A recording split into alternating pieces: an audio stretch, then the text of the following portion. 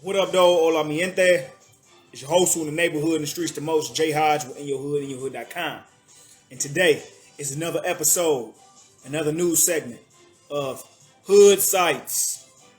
Welcome to Hood Sites. And you already know what we're doing, like I always say. We're providing you with mental enhancement. That mental enhancement plugging you with information that you need to be plugged with. Because we have to understand that everybody don't have time to sit down and read, seek out and source out information. And so we're going to plug you with the information of things that you do know and that may be more extensive, and disrupt the things that you do not know, the information that you do not know. But nonetheless, we always going to keep you plugged in, keep you plugged with information. And like I said, I always start my days off at 4:30 in the morning. So with that being said, I do a lot of readings every morning, every day. And so these news segments are just selective readings and selective information that I want to provide to keep people plugged in the black community with information. Now, again, like I said last night in our one-off nightly edition, this week, if you're an investor and if you're not an investor, this is an important week. Whether you're an investor or not, because if you're a consumer, then you want to pay attention to the companies that you're spending money with.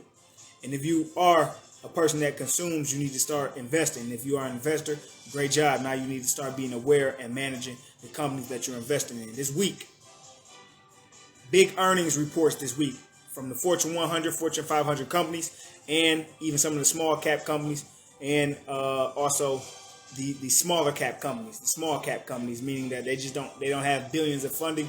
They may be in the $1 million funding range, not the $1 billion market cap range. Now, with that being said, we also have the Federal Open Market Committee meeting this week, going over the outlook of the economy, which is going to affect the stock market. Also, there's going to be GDP report release. There's going to be report release on jobless claims and all the pertinent things that's going to affect how a company moves and how companies choose to move forward and how investors choose to move forward. But nonetheless, you always want to look at the earnings reports of the companies that you're invested in and the companies that you are not invested in and need to get invested in. And right now, even though you stand as a consumer, you still want to look because you want to see the health of the company, the longevity of the company, the ingenuity and the innovation of the company, to see how you're going to maneuver and to see if you are spending money with a good company, and also look at other things that they're doing.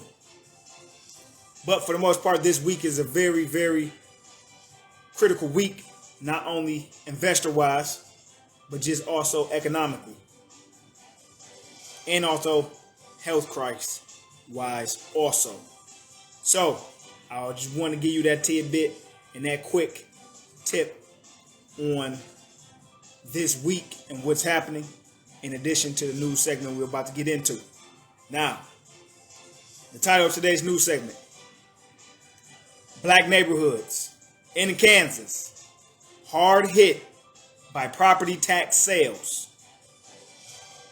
It is a reverse redlining that is racist, Kansas State Senator David Haley says. Continuing.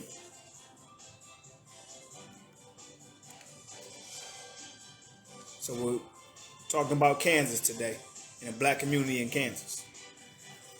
Rosetta Dotson worked 2 jobs to scrape together the money to pay down a delinquent tax debt on the Kansas City, Kansas home she owns with her husband, Ricky Dotson. Then hit the pandemic. The pandemic hit. She lost her second job and Ricky got COVID-19. Prayers up to him. The black homeowners kept paying what they could toward the taxes while waiting to talk to a judge about a new payment agreement. Then she found out her house was up for auction online. And this is from Mrs. Dotson, her words, her quote. We just felt like it was a scam. Like they were trying to take our property, and my husband said we felt like we were targeted. You know? Because we are living in a predominantly black neighborhood, and they were doing everything they could to cause us to lose our house, she said. Continue.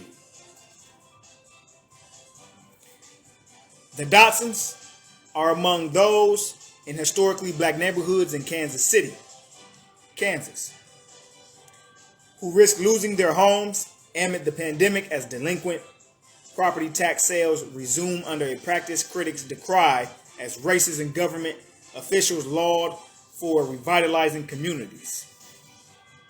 Continuing.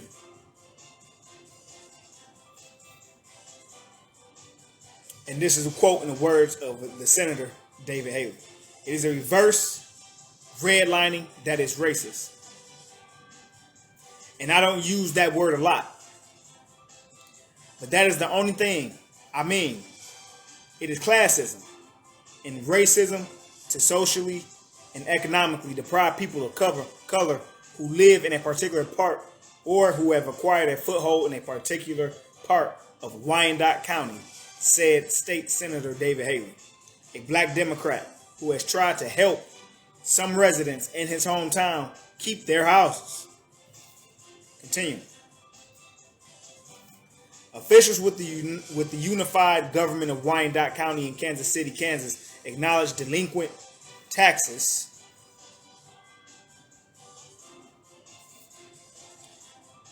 again. Officials with the unified government of Wyandotte County in Kansas City, Kansas, acknowledged delinquent parcels up for tax sale are predominantly in black neighborhoods.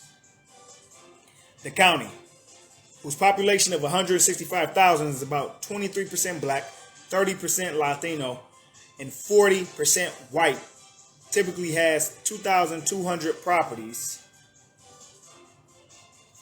for sale annually at its 3 tax auctions, far more than other large Kansas counties. Wyandotte County says it auctions residential property as soon as the law allows, when taxes are 3 years behind. It says the goal is to put properties into responsible hands to improve the appearance of neighborhoods.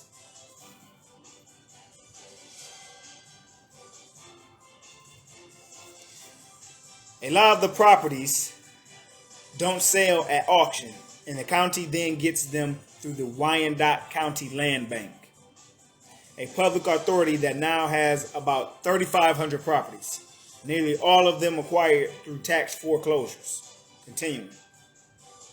Catherine Carter, local director of economic development, said the county decided to be more proactive with delinquent property taxes about 3 years ago and to use the land bank more as a way to rebuild neighborhoods. At a virtual conference last year touting its successes, she showed slides featuring now renovated homes and credited the program with raising property values and the county's tax base. Continuing. Critics say Wyandotte County has a disproportionately high number of delinquent tax sales compared with the rest of the state, and that the effort deprives residents of hard-fought gains in communities that for generations have faced discrimination. Continuing. Wyandotte County, where 21% of residents live in poverty, has whole city blocks of foreclosed property for future redevelopment. Displaced property owners get no compensation, Haley noted. Carter says most properties in the land bank have been long abandoned. The upcoming online delinquent tax sale lists 43% of properties as vacant. Continuing. The practice comes against the national backdrop of wealth gap between white and black households. The first rung of the wealth building ladder is home ownership, said Chuck Collins, director of the Program on Inequality and the Common Good at the Institute for Policy Studies, a progressive research group.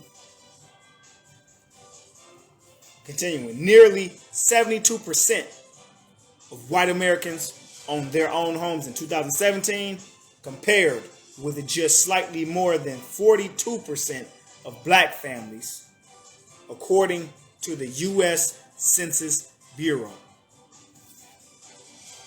Continuing, and this is a quote in the words of Mr. Collins. Here we are during a pandemic, where the racial impact of the pandemic has not been equal. It has been disproportionately borne by black and brown people. And there is a huge risk of evictions and foreclosures coming out of the pandemic once the various moratoriums are lifted, Collins said. So it might be a time not to pursue aggressive tax sales. Continue.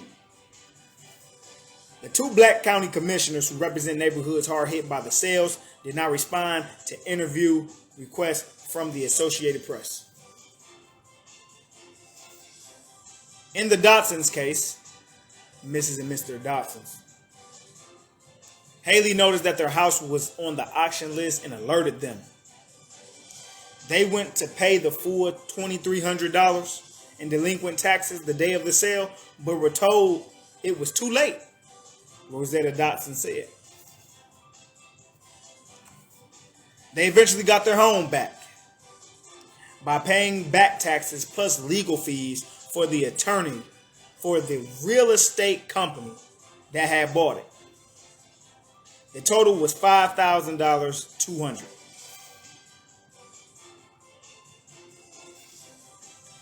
Haley successfully warned another black resident, Karen Pitchford Knox, that the house where she lived, Haley successfully warned another black resident, Karen Pitchford Knox, that the house where she grew up and grown up was on the auction block this January. When Pitchford Knox's mom died in 2016, she inherited the house, as well as more than $5,000 in delinquent property taxes. She got behind on her payment plan after losing her job during the pandemic. Pitchford Knox had about 2 weeks to, as she put it, beg, borrow, and steal from Peter and Paul the $1,000 for the taxes. And this is the words of Miss Pitchford Knox, or Mrs. Pitchford Knox. And it's her quote. I most definitely do feel they are targeting black homes, she said, noting she knew 3 other black women whose homes were on auction lists.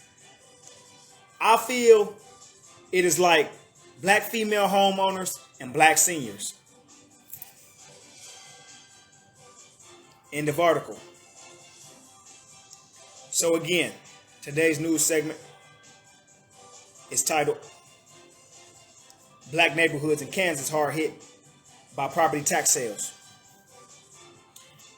And this article details a cultural issue, challenge, and constraint in our cultural group and in our black communities, where home ownership is lagging and lacking. And in addition to that, we have a lot of opportunities and we have a lot of room to develop solutions for us to become home owners ever increasingly. And not only that, take advantage of the current deprivation in black communities by having more black investors come in and grab these homes. And that takes a collective effort. But that we also see the attack and we also see the conspiracy that's taking place against our cultural group. And we also see the displacement of black residents with no regard for their humanity and no regard for their well-being. So with that being said, here is a situation where cultural power has to be flexed and exercised. We have an identified problem, issue, constraint, and now there needs to be an identified solution that can be employed in all black communities that are faced with this same type of discrimination, with this same sort of inhumanity, and with the same sort of deceit that are essentially displacing black residents and causing them to fend for self with no help. But within that, within our cultural group, within our cultural identity, we have the power to come up with a solution to this issue, to this challenge, to this attack. Not only this attack, but also this conspiracy to take advantage of the low valued and lowly appraised homes at discount rates and prices because of a neighborhood being filled with a cultural identity of people like us, black people, African descended people. And so it is important for our cultural group and for our culture period to get more proactive in discussing home ownership.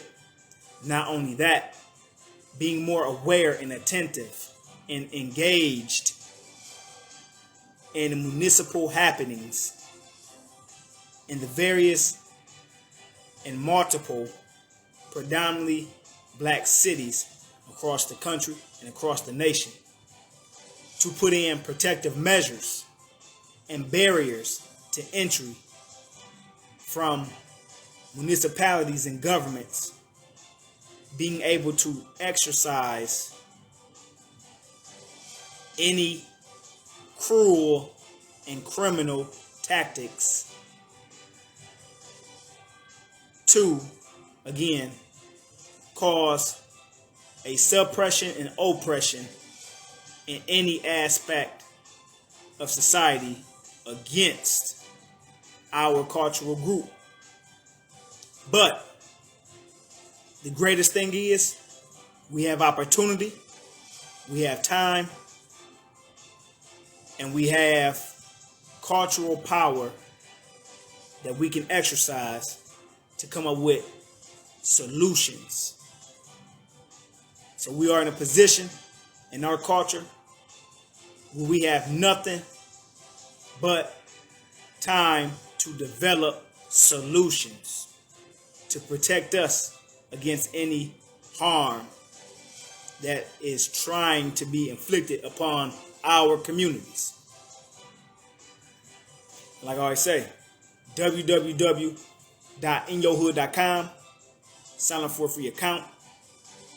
Explore every aspect of In Your Hood. We have lecture videos. We have the true essence of black history. We have also worldly black news, global black news. And we also have local black news. And then we also have a television series, Where is Jay Hodge? The Journey in These Streets, streaming live 24/7 on the website. And then we also have our YouTube channel.